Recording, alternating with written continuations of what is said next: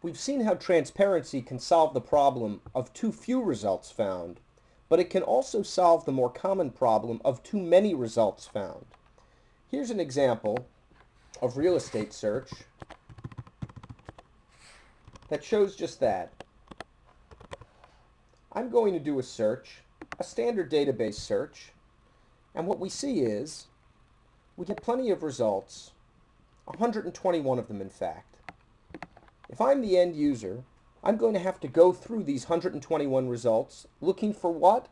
Looking for the best values, the best bargains, things where I'm going to spend the least money and get the most of whichever features matter the most to me.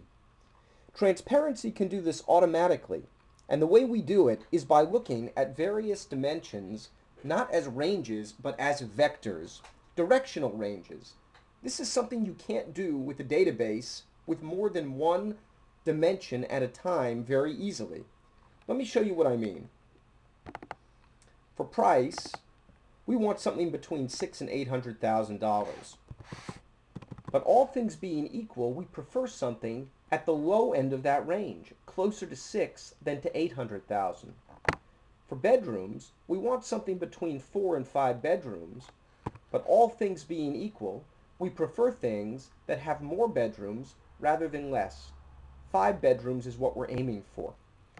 I've told the system this, and now I'll run my search again.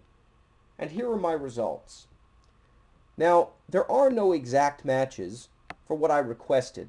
A property that's exactly 600,000, exactly in this zip, with exactly 5 bedrooms. But this first property is very close.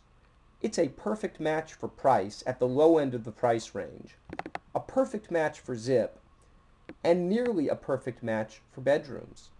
Now, underneath, the system is telling me, here's another way to go. If you want that 5th bedroom, in that location, the cheapest property you're going to find in the system is going to be $19,000 more than the bottom of your price range. Well, now that I see that, I can decide to be creative with it. I'm going to tell the system, look, I care more about that 5th bedroom and being in this zip than I do about being exactly in this price range. In real time, things have changed.